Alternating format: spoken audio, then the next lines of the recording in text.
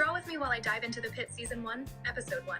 Because this episode was a whole chaotic masterpiece, and I've got thoughts. It's 7 a.m. and the day has started.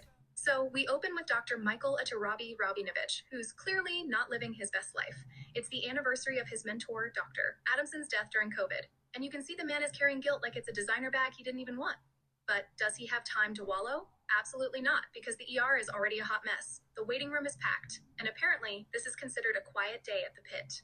Beds are scarce, the suits upstairs are breathing down his neck about satisfaction ratings, and Robbie's trying to keep it all together while also welcoming a fresh batch of interns and residents. Oh, and Dr. Collins is pregnant but keeping it a secret, which is just adding to the drama. Like, sis, you're in an ER. Secrets don't stay secret for long. Now, let's talk about the middle of the episode, where things really start popping off. First, we've got Sam Wallace, who jumps onto subway tracks to save a woman who was pushed. Heroic, right? But he ends up with a nasty head wound, and the woman he saved doesn't speak English and has her own serious injuries. The ER is scrambling to figure out what happened while also dealing with Otis Williams, an athlete who crashes during his exam. Robbie steps in to treat him, but Dr. Collins is not having it. She's like, "This isn't the right call, but Robbie's all, trust me, I've got this." The tension between them is real, and you just know it's going to be a recurring theme. Meanwhile, Victoria Javadi, one of the interns, faints at the sight of a brutal injury. Like, girl, this is the Pit, you've got to toughen up.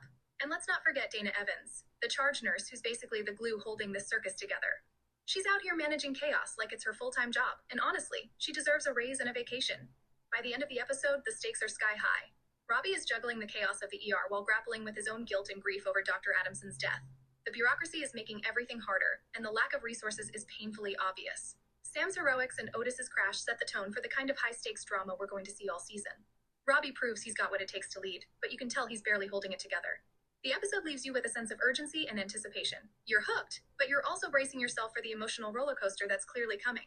So yeah, episode 1 was intense, emotional, and chaotic, but it had so much heart. It's messy in the best way, and it sets the stage for what's sure to be a gripping season. If this is how they're starting, I can't wait to see where it goes from here. Wow!